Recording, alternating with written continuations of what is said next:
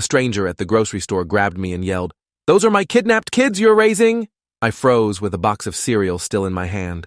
The woman's fingernails were digging into my forearm so hard, I felt them breaking skin through my jacket. Her face was inches from mine, and I could smell cigarettes and desperation on her breath. "What? No, these are my daughters," I said, trying to keep my voice calm even though my heart was slamming against my ribs. She yanked me closer and screamed louder, "Mia, Olivia, it's Mommy! Tell this man to let you go!" My blood went cold because she just said my daughter's names, the exact names. Mia was staring at this woman with huge, confused eyes, and Olivia started crying.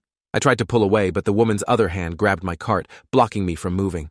"I don't know who you are, but you need to let go of me right now," I said, and my voice came out shakier than I wanted. Other shoppers were closing in now, and I heard someone say they were calling the police. An older man in a baseball cap stepped between me and the woman, telling her to calm down, but she shoved past him like he wasn't even there. "Look at them!" she screamed, pointing at my daughters with a shaking finger. "That's my Mia with the blonde hair and the birthmark on her left ankle. That's my Olivia with the brown curls and the scar above her right eyebrow from when she fell off the changing table." My stomach dropped, because Mia did have a birthmark on her left ankle, and Olivia did have a tiny scar above her eyebrow that my wife Vanessa always said came from bumping into the crib when she was learning to stand. How did this stranger know these things? "Security is coming," the teenage employee announced from somewhere behind me, but the woman didn't seem to care. She was crying now, mascara running down her face in black streaks. "I reported them missing 3 years ago," she said, and her voice broke. "The police said they probably drowned in the lake, but I never believed it. I knew someone took them. I knew it." She reached toward Mia, who shrunk back in the shopping cart and started crying too. I put myself between them, my hands up like I was trying to calm a wild animal. "Listen, there's been a mistake," I said. "My wife gave birth to both of these girls. I was there. I have birth certificates and hospital records and everything." The woman laughed, but it sounded more like choking. "Your wife," she repeated, and the way she said it made my skin crawl. "Where is your wife right now?" I hesitated because Vanessa was at home. She'd been tired lately and asked me to do the grocery run alone with the girls. "She's at home," I said, and immediately regretted how defensive I sounded. "At home," the woman repeated, and she was nodding like I'd just confirmed something terrible. "And I bet she's the one who told you their names were Mia and Olivia, right? I bet she's the one who knows all about their birthmarks and scars?" Security arrived then. 2 guys in black polo shirts who looked barely older than the teenage employee. They positioned themselves on either side of the woman and asked what was happening. She whirled on them immediately. "This man kidnapped my daughters 3 years ago, and I want them back right now." One of the security guards looked at me with this expression that was half confusion and half suspicion. "Sir, are these your children?" he asked, and I wanted to scream because of course they were my children. "Yes, these are my daughters," I said, pulling out my phone. "I can show you pictures, documents, whatever you need." But the woman cut me off. "He'll have fake documents. That's what kidnappers do. They create whole new identities." The security guard held up his hand. "Ma'am, the police are on their way. Let's just wait for them to sort this out." But the woman wasn't listening anymore. She was staring at Olivia with this look of pure anguish. "She doesn't even recognize me," she whispered. "You made her forget her own mother." Mia was crying harder now, calling for me, and I wanted to just grab both girls and run. But I knew that would make me look guilty. So I stood there with my heart pounding while shoppers formed a wider circle around us, everyone recording on their phones. The police arrived within 5 minutes, 2 officers who immediately took control of the situation. They separated me from the woman, putting her with one officer near the produce section and me with another near the registers. The officer with me was younger, maybe 30, with a military haircut. He asked for my ID, and I handed it over with shaking hands. "Can you tell me what happened here?" he asked, and I explained about reaching for cereal and this woman grabbing me. I told him she somehow knew my daughter's names and details about their bodies that seemed impossible for a stranger to know. The officer wrote everything down in a small notebook, his expression neutral. "And these are your biological daughters?" he asked. "Yes," I said, then caught myself. "Well, my wife gave birth to them. I adopted them legally when we got married 4 years ago." The officer's pen paused. "So they're not biologically yours?" The way he asked made it sound like an accusation. "No, but I'm their legal father. I have all the paperwork at home." The officer nodded slowly and walked over to confer with his partner. I watched them talk to the woman, who was gesturing wildly and crying. After a few minutes, they came back together. "Sir, this woman claims these children match the description of her daughters who went missing 3 years ago from a lake house in northern Michigan," the first officer said. "She says they disappeared during a family vacation and were never found." My mouth went dry. "That's impossible. My wife had Olivia 4 years ago and Mia 6 years ago. I was there for both births." But even as I said it, doubt crept in, because I actually wasn't there for the births. Vanessa had both girls before we met. She'd been a single mom when we started dating 5 years ago, and I'd fallen in love with her and the girls as a package. I'd never questioned their origin because, Why would I? Can you prove you were there for the births? The second officer asked, and I felt like the ground was tilting under my feet. I have birth certificates at home, I said, but my voice sounded weak. The first officer exchanged a glance with his partner. Sir, we're going to need you to come down to the station so we can sort this out properly. We'll also need to contact your wife and verify the documentation. They weren't arresting me, but it felt like they were. One officer took my car keys and said they'd have someone drive my vehicle to the station. The other officer carefully lifted Mia and Olivia out of the shopping cart, and both girls screamed for me. It's okay, sweethearts, I said, trying to keep my voice steady even though I was falling apart inside. We're just going to go talk to some police officers and clear this up. But Mia was sobbing and reaching for me, and Olivia's face was turning red from crying so hard. The woman was watching all of this with tears streaming down her face, and I saw something in her expression that terrified me. She believed what she was saying. This wasn't some random crazy person. She genuinely thought these were her children. At the police station, they put me in an interview room that smelled like old coffee and industrial cleaner. The walls were beige, and there was a mirror that I knew was one-way glass. One of the officers brought me water in a paper cup, while the other one made phone calls. I tried calling Vanessa, but it went straight to voicemail. I left a message trying to explain what was happening, but my words came out jumbled and panicked. 20 minutes later, a detective came in. She was older, maybe 50, with gray hair pulled back in a tight bun. She introduced herself as Detective Patricia Nguyen and sat down across from me with a thick folder. Mr. Caldwell? She started, and I almost corrected her, but then remembered that was actually my last name now after the adoption. I need you to walk me through your relationship with Vanessa and how you came to be the father of these children. I explained meeting Vanessa at a coffee shop 5 years ago. She'd been there with both girls, and Mia had spilled juice all over my laptop. Vanessa had been so apologetic, offering to pay for repairs, and we'd ended up talking for 2 hours while the girls colored. We'd started dating a week later, and I'd moved in with them after 6 months. We got married when Olivia was 1 and Mia was 3, and I'd legally adopted both girls immediately after. Detective Nguyen wrote all of this down. And Vanessa told you she gave birth to both children? She asked. Yes, I said. She showed me their birth certificates and everything. The detective pulled out a piece of paper from her folder and slid it across the table. It was a missing persons report from 3 years ago. 2 sisters, ages 2 and 4 at the time, disappeared from a lake house in Michigan. The mother, Elizabeth Carver, reported them missing after they vanished from the beach. Extensive searches found nothing. The girls were presumed drowned. The photos attached to the report made my hands start shaking. The older girl had blonde hair and pigtails. The younger girl had brown curls. They looked exactly like Mia and Olivia. This could be a coincidence, I said, but my voice sounded hollow. Lots of kids have blonde hair and brown curls. Detective Nguyen pulled out another photo. This is a birthmark on the older girl's left ankle, she said. And here's a medical report about the younger girl's scar above her eyebrow from a fall. The room started spinning. I'd never questioned where those marks came from because Vanessa had always had explanations. The birthmark was genetic. The scar was from bumping into furniture. Normal childhood things. We need to contact your wife, Detective Nguyen said. Can you give us her work number? I gave them Vanessa's cell and her work number at the dental office where she was a hygienist. They tried both numbers and got voicemail on each. Detective Nguyen asked for our home address, and I watched her write it down with growing dread. We're sending officers to your house right now, she said. If Vanessa is there, they'll ask her to come in for questioning. The next 3 hours were the longest of my life. I sat in that interview room drinking bad coffee and replaying every conversation I'd ever had with Vanessa about the girls. She'd always been vague about their births, saying she didn't like talking about that time because she'd been alone and scared. I'd respected her privacy and never pushed. Now I was wondering what I'd missed. Detective Nguyen came back eventually with a grim expression.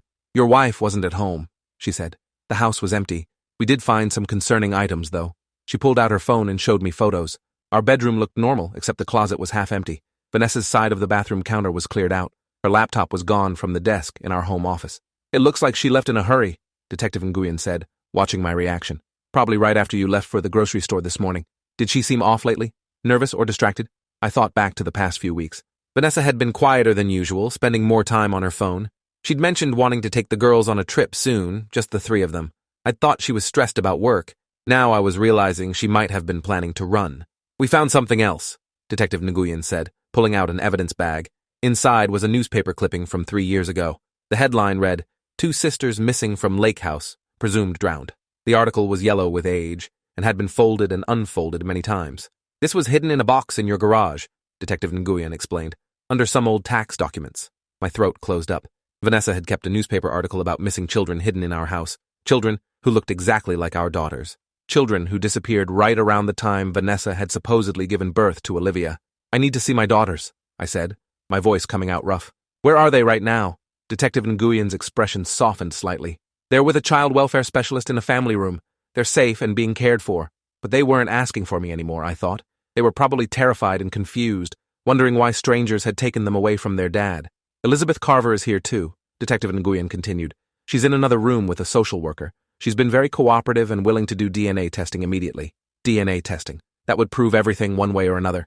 If these girls were really Elizabeth's missing daughters, the tests would show it. If they were really Vanessa's biological children like I'd believed for years, that would show too. How long for results? I asked. Expedited testing can give us preliminary results in 48 hours, Detective Nguyen said. Full confirmation takes about a week. 2 days of not knowing.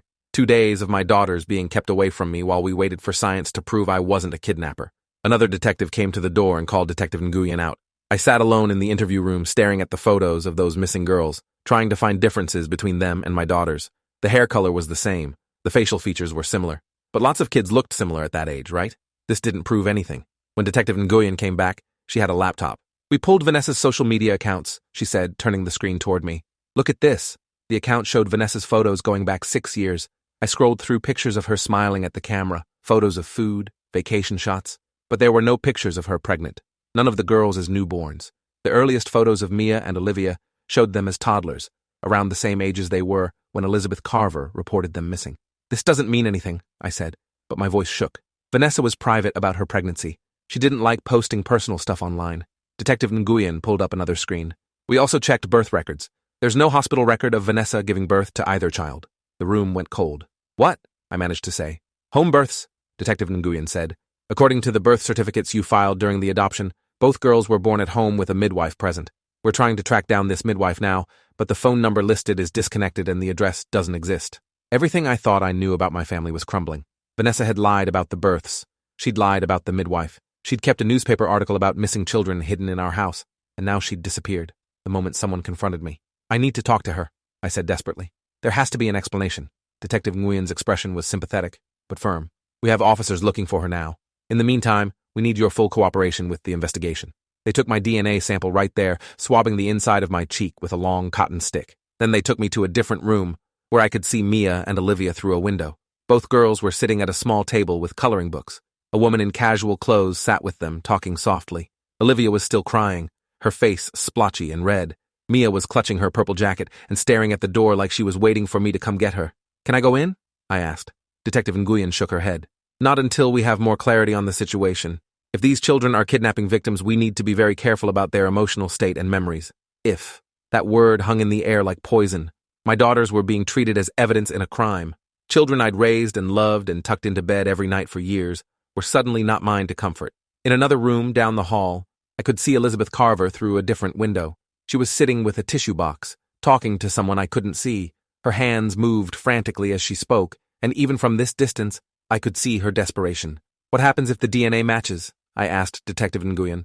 If these girls are Elizabeth Carver's biological daughters, they'll be returned to her custody, she said carefully, and we'll issue a warrant for Vanessa's arrest on kidnapping charges. The floor felt like it was dropping out from under me. My wife was a kidnapper. The woman I'd married, the woman I'd built a life with, had stolen children and raised them as her own, and I'd been too blind or too trusting to see it. What about me? I asked. Will I be charged with anything? Detective Nguyen was quiet for a moment. That depends on what the investigation reveals. If we determine you genuinely didn't know, you'll likely be cleared. But if we find evidence you were involved or willfully ignorant, there could be charges. I slumped against the wall, my legs barely holding me up. 48 hours ago, I'd been a normal dad planning a normal grocery trip. Now I was potentially complicit in kidnapping. Now the children I'd raised might be returned to a stranger.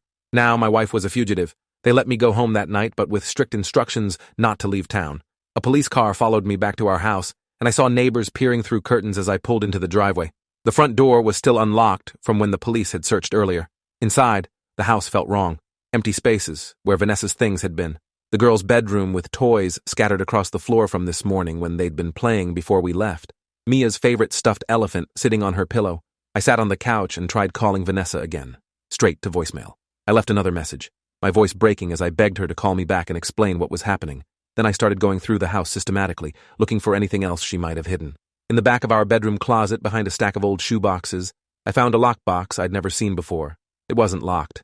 Inside were documents I didn't recognize. A driver's license with Vanessa's photo but a different name, Rebecca Sinclair. A social security card with the same name, and a passport that showed Vanessa had traveled to Michigan 3 years ago, right around the time Elizabeth Carver's daughters disappeared. My hands were shaking so hard I dropped the passport. Vanessa hadn't just kidnapped those children.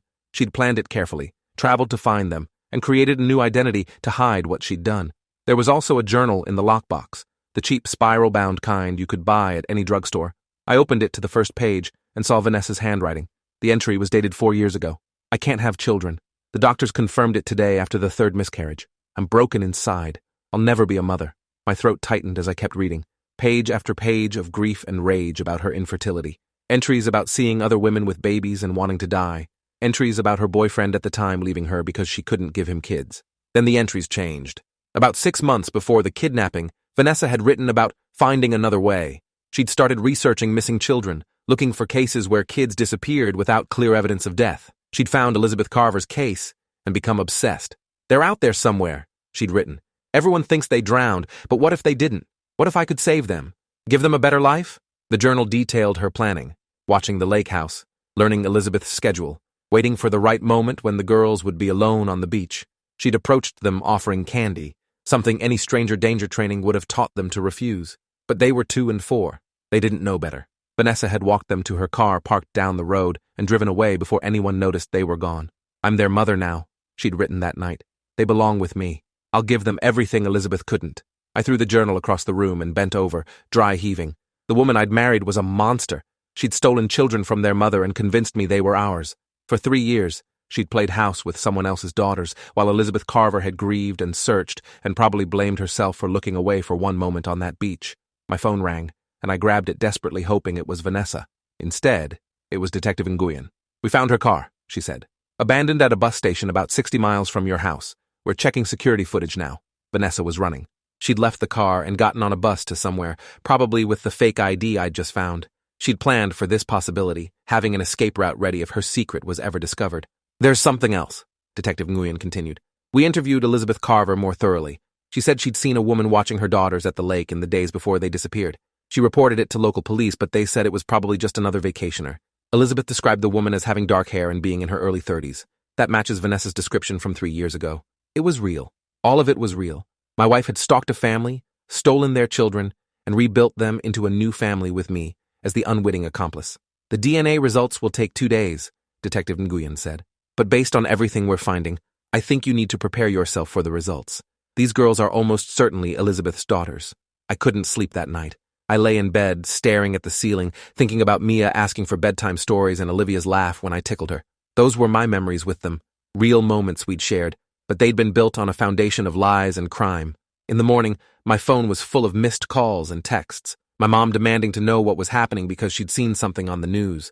My brother asking if I was okay. Co-workers from the accounting firm where I worked sending concerned messages. I ignored all of them and drove to the police station. Detective Nguyen met me in the lobby and took me to a conference room where Elizabeth Carver was already sitting.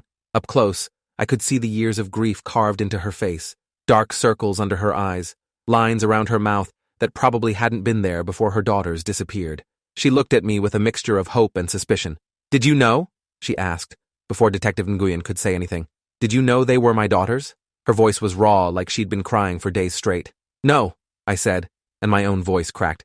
I swear I didn't know. Vanessa told me she gave birth to them. I never questioned it. Elizabeth's face crumpled. I've been searching for 3 years, she said. Everyone told me to give up, said they were dead.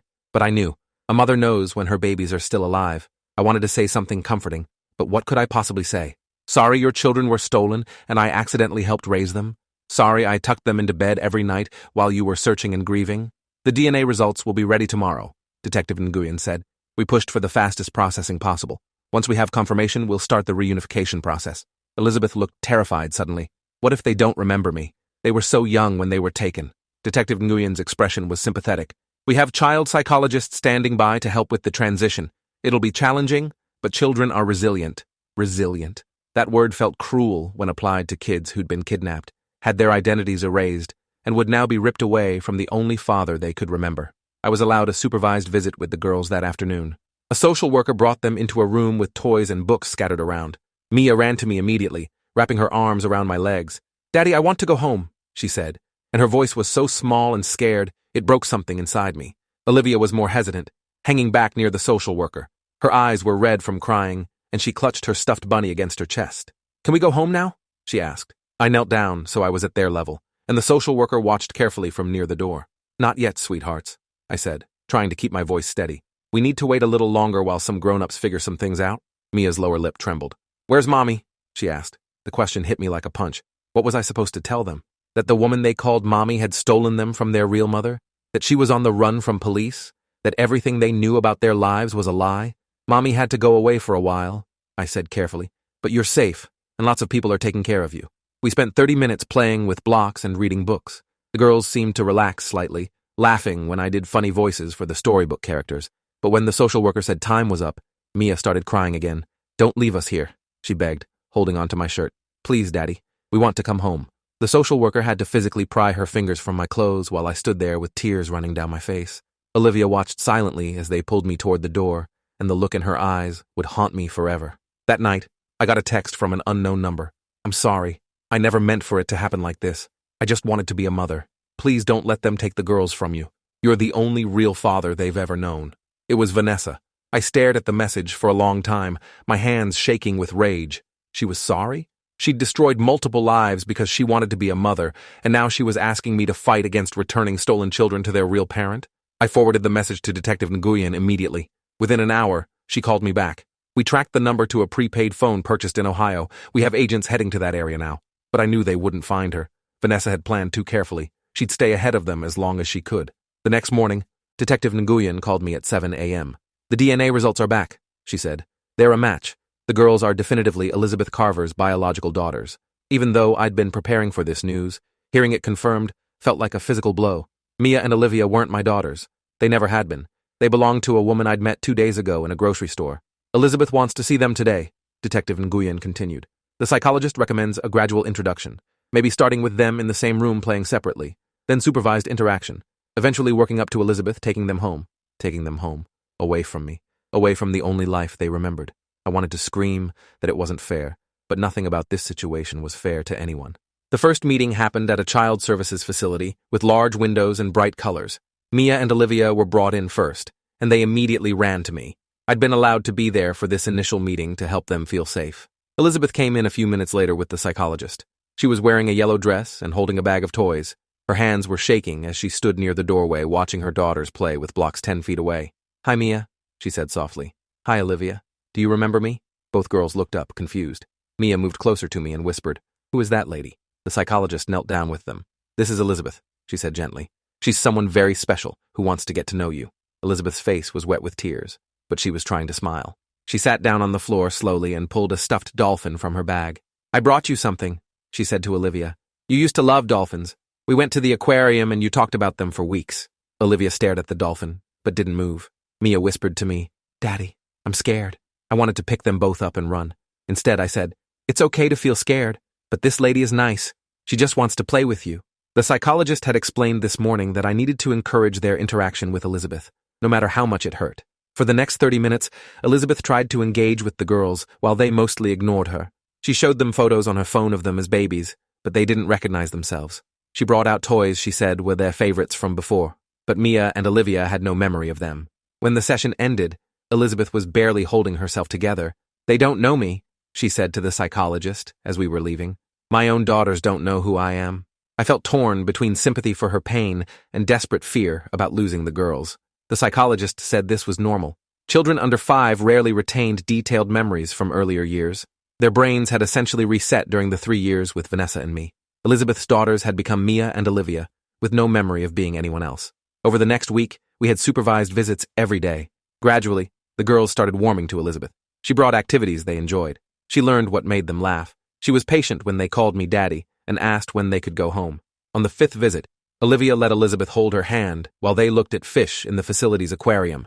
Elizabeth started crying again, and Olivia patted her arm, saying, "It's okay, lady, don't be sad." The psychologist said this was significant progress. Meanwhile, the police still hadn't found Vanessa. She'd gone completely off the grid, likely using the fake identity documents I'd found. Detective Nguyen said they were monitoring her family and known associates, but so far, nothing. Vanessa had effectively disappeared. My life was falling apart in other ways, too. The story had hit local news, and reporters camped outside my house wanting interviews. My boss at the accounting firm put me on administrative leave until the situation was resolved. My brother called every day, but I couldn't bring myself to answer because what was I supposed to say? Neighbors who used to wave now avoided eye contact. Someone spray-painted child stealer on my garage door. I was being treated as a criminal even though I'd been cleared of any knowing participation. On the 8th day of supervised visits, the psychologist said Elizabeth was ready to take the girls for an overnight stay.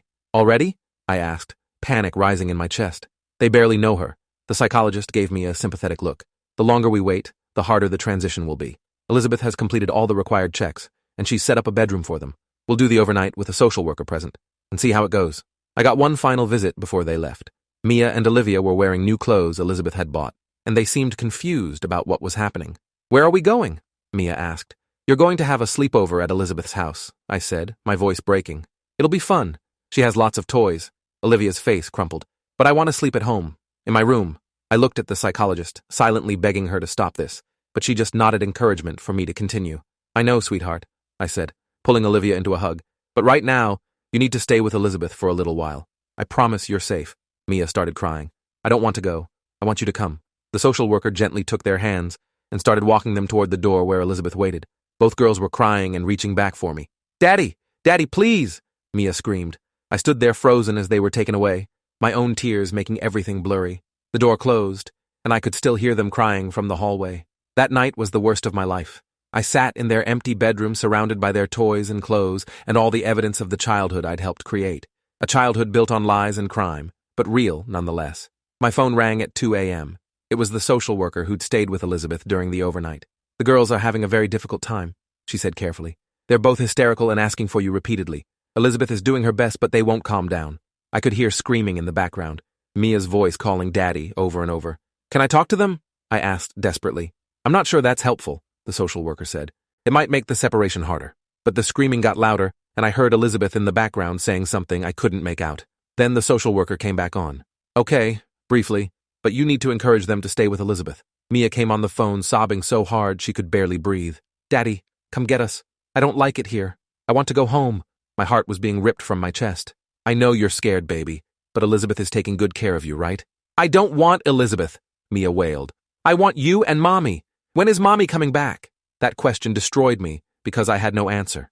Vanessa was gone, probably forever, and I was being removed from their lives despite being the only parent they actually remembered. "You need to be brave," I told Mia, crying so hard I could barely speak. "Be brave for me and for your sister. Can you do that?" Mia just cried harder, and then the social worker took the phone back. "We need to go," she said. "I'm sorry." They kept the girls at Elizabeth's house for 3 nights. According to the daily reports I received, they cried constantly the first night, most of the second night, and intermittently by the third. Elizabeth was patient and loving, trying everything to comfort them, but she was a stranger to them, and no amount of toys or kindness could change that fact. When they brought the girls back for our next supervised visit, both of them looked exhausted. Mia ran to me immediately, but Olivia hung back, looking confused. "Did you have fun at Elizabeth's house?" I asked, trying to sound positive. Olivia nodded slowly. "She has a puppy," she said. "A small one that licks my face." My heart sank, because that was exactly the kind of thing that would win over a 3-year-old. Elizabeth was smart, bringing in elements that would help the girls bond with her. It was the right thing for her to do, but it felt like watching my daughters being slowly taken from me piece by piece. The psychologist pulled me aside after that visit. "The overnight went better than expected by the 3rd night," she said. "The girls are starting to adapt. We're going to extend the next stay to 5 nights. 5 nights became a week. A week became 2 weeks. Each time they came back for our supervised visits, the girls seemed slightly more comfortable with Elizabeth and slightly less desperate for me. Olivia started calling her Lizzie instead of Elizabeth or the lady. Mia brought me drawings she'd made at Elizabeth's house of a dog and a woman with yellow hair. "Lizzie says I can name the puppy," Mia told me excitedly. "I want to call it Sparkles." I smiled and said that was a beautiful name, even though inside I was dying. My daughters were building a new life with their biological mother, and I was becoming a memory. Detective Nguyen called me after 6 weeks of the girls living primarily with Elizabeth. "We found Vanessa," she said, "in Canada. She was working at a restaurant under her false identity, but someone recognized her from the news coverage. Finally, after all this time. When will she be extradited?" I asked. "Probably within the week. She'll face multiple charges including kidnapping, child endangerment, and fraud. She's looking at serious prison time." Part of me felt vindicated that Vanessa would face consequences, but another part just felt hollow. Punishing her wouldn't undo the damage or give me back my daughters. The trial happened 4 months later. I had to testify about what I knew and when I knew it. Vanessa's lawyer tried to paint me as a willing participant, but the evidence I'd provided, the journal, the hidden documents, the texts, all proved I'd been deceived. Vanessa barely looked at me during my testimony. When she took the stand in her own defense, she claimed she'd saved the girls from neglectful parent. She said Elizabeth had been drinking at the lake that day, and that's why the girls had wandered off alone. She'd convinced herself she was rescuing them. The prosecution destroyed her story with evidence that Elizabeth had been completely sober and had only looked away for a moment to get sunscreen from her bag. Vanessa had stalked them for days, waiting for that exact opportunity. The jury found her guilty on all counts. The judge sentenced her to 20 years in prison. As they led her away, Vanessa finally looked at me. "I loved them," she said. "I loved those girls more than anything." "They weren't yours to love," I said back, and that was the last time I ever spoke to her. Elizabeth was granted full custody officially after the trial. My visitation rights were reduced to once-a-month supervised visits. The psychologist said this was best for the girls' emotional stability. They needed to fully bond with Elizabeth without the confusion of having two parents. I disagreed, but I had no legal standing. I wasn't their biological father. I wasn't their adoptive father anymore, since that had been based on fraudulent documents. I was nobody to them legally. The monthly visits were torture. Each time, the girls seemed more settled with Elizabeth and less connected to me. After 6 months, Olivia started calling Elizabeth Mommy. Mia still called her Lizzie, but talked about her constantly during our visits. "Lizzie took us to the zoo," Mia would say. "Lizzie makes the best pancakes." Each story felt like a knife twisting. I was being replaced, and there was nothing I could do to stop it. My therapist said I needed to accept that the best thing for the girls was to move forward with their biological mother. Trying to maintain a presence in their lives might actually harm their development. But how was I supposed to accept losing my daughters? After a year of monthly visits, Elizabeth approached me before one of our sessions. "I've been thinking about something," she said carefully. "The girls are doing well now. They're happy and adjusted. Maybe it's time to let them move on completely." My stomach dropped. "You want to end the visits?" "I think it might be better for them," Elizabeth said, and she actually sounded sympathetic. "Every time they see you, it confuses them about who their parent is. Mia still calls you daddy sometimes, and it's confusing for her." I looked through the window where the girls were playing with blocks. They did look happy, settled, like they'd found their place in the world again. "I need to think about it," I said. That night, I sat in their old bedroom at my house that I'd never had the heart to pack up. Their stuffed animals still sat on the beds. Their books lined the shelves. I'd kept everything exactly as it was the day they were taken from me. My therapist had said this wasn't healthy, that I needed to move on, but I couldn't let go. After 2 weeks of agonizing over the decision, I called Elizabeth and told her I agreed to end the visits. "I think you're making the right choice," she said, "and I promise I'll tell them about you when they're older. I'll make sure they know you loved them and took care of them." It wasn't enough, but it was all I was going to get. The final visit was on a Saturday in April. Spring had arrived and everything felt too bright and alive for how dead I felt inside. Mia and Olivia were 6 and 4 now, growing so fast. We played in the facility's playground for an hour, and I tried to memorize every detail, the way Mia's hair flew behind her when she ran, the sound of Olivia's laugh when I pushed her on the swing. When it was time to leave, I knelt down and pulled them both into a hug. "I love you both so much," I said. "I want you to always remember that." Mia nodded against my shoulder. "We love you too, Daddy." Olivia had started calling me by my first name, Nathan, but she hugged me tight and said, "Bye, Nathan. Will we see you next month?" "We'll see," I said, unable to tell her the truth. Elizabeth came to collect them, and the girls ran to her excitedly, talking about the playground. She gave me a small nod, somewhere between sympathy and gratitude. Then they were gone. I sat in my car in the parking lot for an hour afterward, crying so hard I couldn't catch my breath. My daughters were alive and safe and happy. They'd been returned to their real mother. This was the best possible outcome given the horrible situation, but it didn't make the loss hurt any less. I'd raised those girls for 3 years. I'd been there for scraped knees and bad dreams and first days of school. I'd taught Mia how to ride a bike and helped Olivia learn her colors. Those memories were real, even if the foundation was built on lies. Driving home, I passed the grocery store where this nightmare had started. The same store where a stranger had grabbed me and yelled about kidnapped kids. I'd been so sure she was crazy that day, so convinced she was wrong. Now I understood that sometimes the truth is more horrible than you can imagine. Sometimes your whole life is a lie, and you don't realize it until a stranger in a grocery store tears everything apart. My house felt empty without the girls. I'd gotten used to the quiet over the past year, but it still hurt. I finally started packing up their room, boxing their toys and clothes to donate. I kept one stuffed animal each as a reminder, Mia's purple elephant and Olivia's bunny. They sat on my bookshelf where I could see them every day. Life moved forward because that's what life does. I went back to work and tried to rebuild my reputation. I moved to a different neighborhood where people didn't know my story. I started dating again, though I was honest about my past from the beginning. Some women couldn't handle the baggage. Others understood that sometimes terrible things happen to good people. 2 years after the final visit, I got a letter forwarded from my old address. The handwriting was childish, and my hands shook as I opened it. Dear Nathan, Mommy said I could write to you. I'm learning cursive in school now. I remember you used to read me bedtime stories. Do you still have my purple elephant? I miss him. Love, Mia. I sat down hard on my couch, reading the letter over and over. She remembered. After all this time, she still remembered me.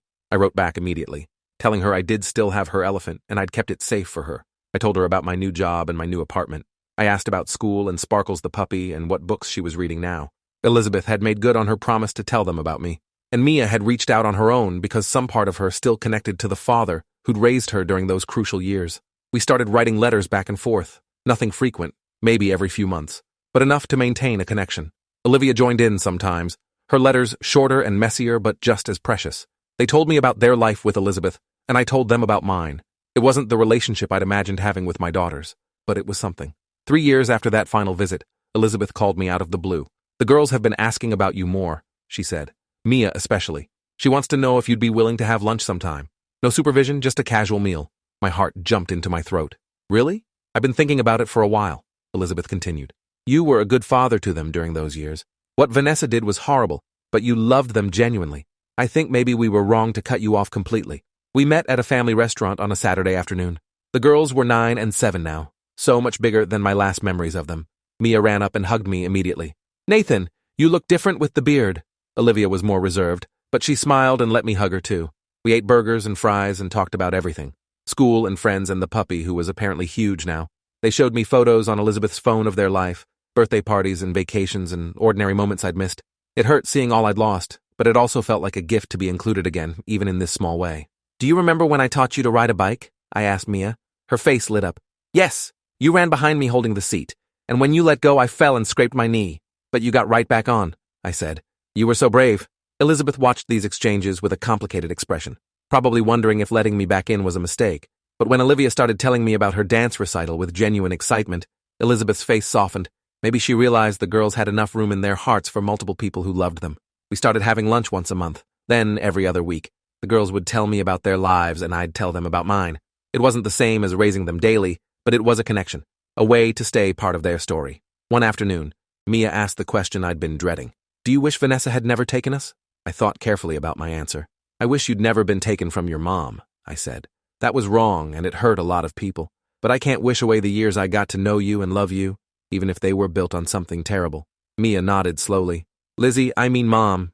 She says the same thing. She's glad we're back, but she knows those years with you were real too. That was more grace than I deserved. Elizabeth had every right to hate me, to see me as part of the crime against her. But she'd chosen to let the girls maintain a connection because it was better for them. On Mia's 10th birthday, Elizabeth invited me to the party. I almost said no because being around their whole life, their friends, and Elizabeth's family felt like it might be too much. But Mia had specifically asked for me to be there. The party was in Elizabeth's backyard with decorations and games and a dozen kids running around.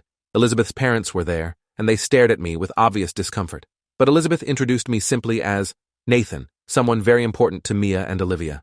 I helped with the games and served cake, feeling both included and out of place. When it was time for presents, Mia opened mine last. It was the purple elephant I'd kept all these years, now cleaned and mended. Her eyes filled with tears when she pulled it from the box. You kept him, she whispered. I promised I would, I said. She hugged the elephant and then hugged me, and I heard Elizabeth's mother say something sharp to her husband. But Elizabeth put her hand on her mother's arm and shook her head. Driving home that night, I felt something I hadn't felt in years. Not quite happiness, but maybe peace. The situation was complicated and messy and would never be simple. But the girls were safe and loved. They knew their history now, both the good and the terrible parts. And somehow, despite everything, I still got to be part of their lives. Vanessa would be in prison for another 15 years. The girls knew what she'd done now. Elizabeth had told them in age-appropriate terms about how someone had taken them when they were little and kept them from their real mom. They knew I hadn't been part of that plan, that I'd been fooled too. Sometimes I wondered if Vanessa thought about us from her prison cell, if she regretted her choices or still believed she'd been saving those girls from something. I'd never know because I never wanted to speak to her again. My therapist said I'd made remarkable progress in processing the trauma. I'd lost my daughters, discovered my wife was a criminal, and had my entire life exposed and judged by strangers. But I'd survived it. More than survived, I'd found a way to maintain a relationship with the girls that worked for everyone involved. 5 years after that day in the grocery store, I was at Mia's middle school graduation. She was giving a speech about resilience and family.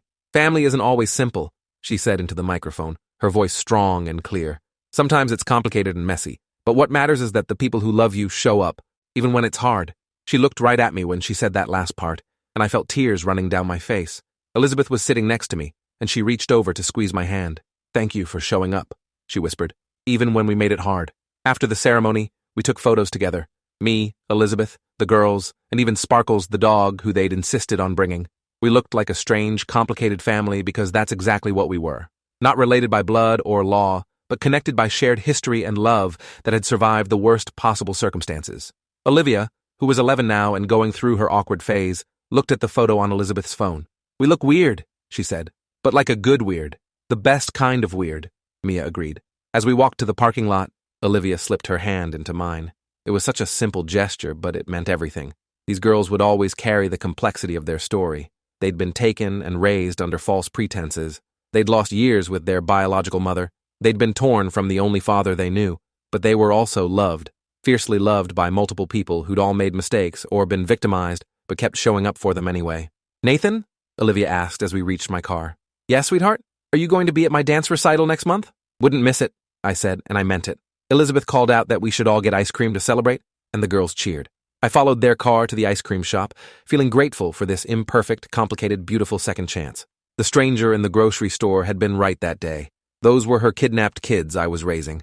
But she'd also been wrong because the story was so much more complex than anyone could have known in that moment. I'd lost my daughters and found a way to still be in their lives. Elizabeth had lost her daughters and gotten them back, even though they'd been changed by the experience. The girls had lost years with their real mother, but gained years with someone who'd loved them genuinely, even unknowingly participating in a crime. Appreciate you watching this far. If you enjoyed it, drop a like, leave a comment, and subscribe so you won't miss the next story.